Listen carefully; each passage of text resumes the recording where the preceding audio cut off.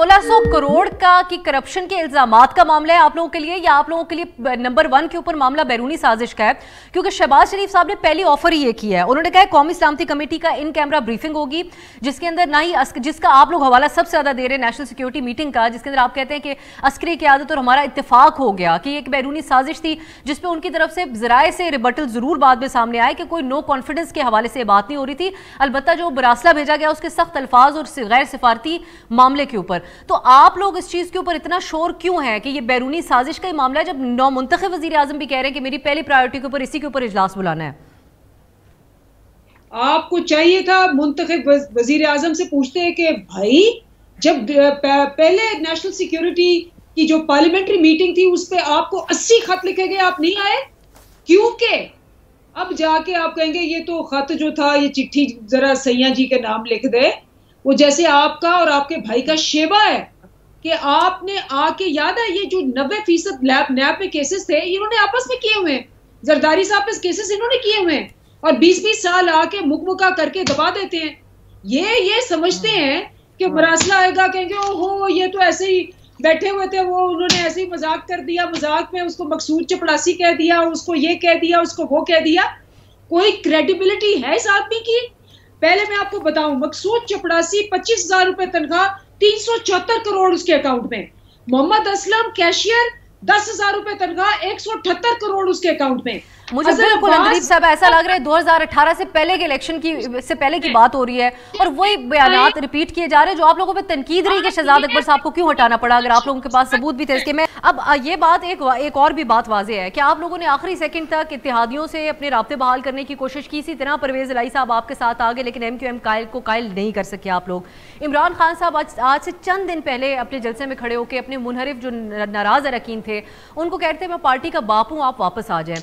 लेकिन अगर उससे पहले आपको पता था कि ये सब कुछ बैरूनी साजिश के तहत बिके हुए हो रहा है तो पहले ही क्यों नहीं ये बात आके सामने रख दी ताकि ये सारा नो कॉन्फिडेंस का प्रोसेस ही खत्म हो। अब आप लोग अवाम के सामने, जो अवाम आपके हक में बाहर निकल रहे हैं, उनके सामने ये हकीकत तो रखें ताकि पार्लिमानी निज़ाम के ऊपर से एतबार ही किसी का ना उठ जाए कि ये पार्लियामान में इन्होंने नंबर अपने पूरे कर लिए थे, लेकिन ये एक सेपरेट इशू है बैरूनी साजिश का, क्योंकि आपके पास साबित करने के लिए एज ऑफ नाउ कुछ भी नहीं है कि ये जो है ये नो कॉन्फिडेंस पैसा लेके, और वो भी अमेरिका से, इमरान खान साहब को हटा चुके हैं।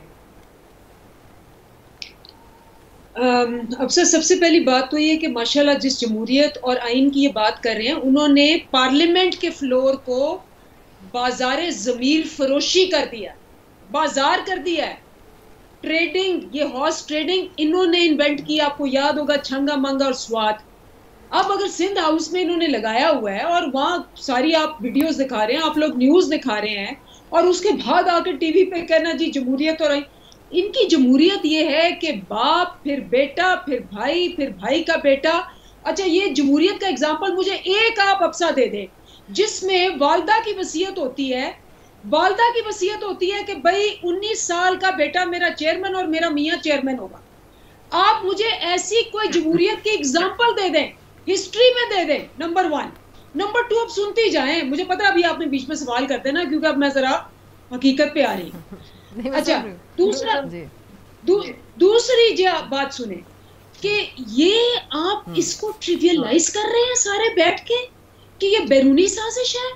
आपका जो एक मीटिंग होती है उसमें, क्योंकि ये तो सारी उम्र डू वॉर करते रहे, आपको याद होगा वो इस तरह पर्चियां और एनकें और अच्छा सर इनका नाम सारी दुनिया में बूट पॉलिश है और चेरी ब्लॉसम है। और ये तो फिर आप कोई आर्ग्यूमेंट देना आप अंदलीब साहबा, ताकि मैं फिर उसकी बुनियाद के ऊपर उनसे सवाल करूं। मेरा आपसे सवाल है, मैं आपके आगे सवाल रखती हूँ। आपने आर्टिकल 5 का हवाला दिया कि ये बैरूनी साजिश में मुलविस हुए, आर्टिकल 5 के तहत लॉयल्टी टू स्टेट का आपने हवाला दिया। आपके अपने अटॉर्नी जनरल इसको अदालत के अंदर नहीं दिफा कर सके, इसका जवाब दे दें मुझे। मैं आपको जवाब दे रही हूँ, अगर आप मुझे जवाब देना शुरू।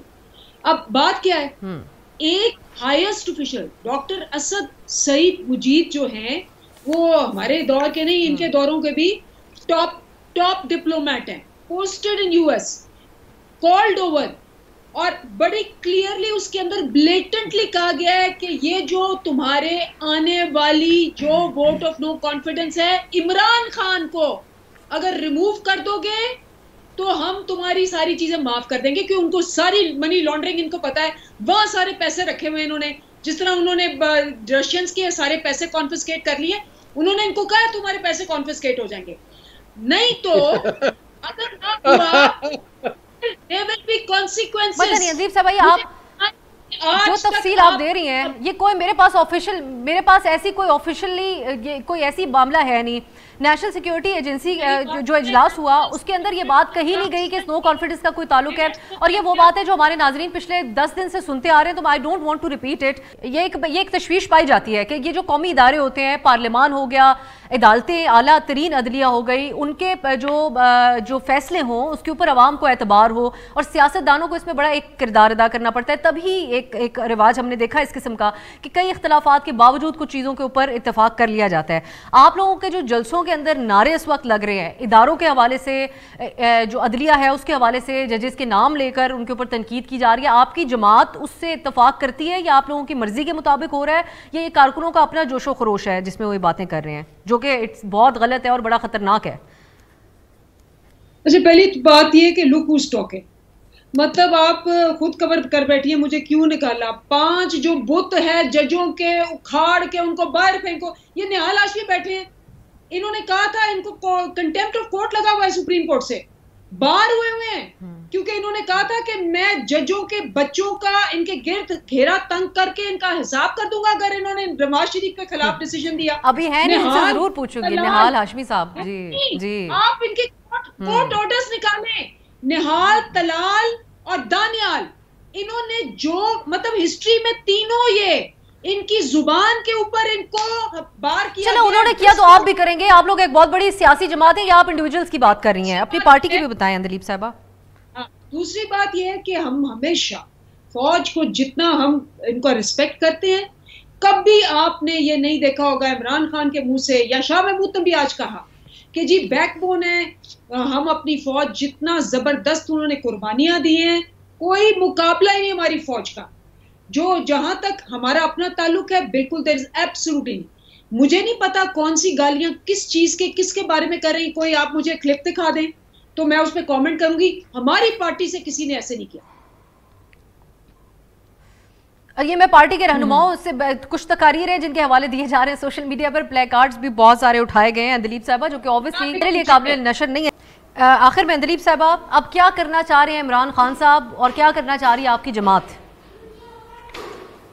देखिए, ये इनकी दोनों जमातें माशाल्लाह, इनकी प्रूवन हिस्ट्री है ये गद्दारी की। आप बेनजीर भुट्टो साहब पूछ लें इससे, शर्मिला से, बेनजीर भुट्टो साहबा ने कितनी दफा कहा कि नवाज शरीफ पैसे बाहर से लेता है, उसामा बिन लादेन से भी पैसे लिए मेरी हुकूमत गिराने के लिए, डॉक्यूमेंट किया ये बात। और उधर से देखें कि जरदारी साहब ने मेमो गेट के अंदर डॉक्यूमेंटेड है कि अमेरिका को कहा कि जी आके हमें बचाएं हमारी फौज से, हुसैन हक्कानी के थ्रू।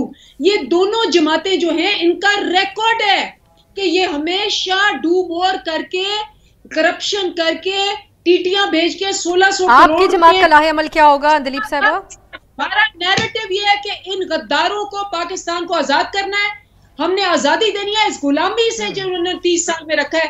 पाकिस्तान आजाद होगा। कल रात आपने एक ट्रेलर देखा है, अब आप देखेंगे कि पूरी कौम इकट्ठी हो जाएगी पहले इस गुलामी से और इस करप्शन से निकलने के लिए।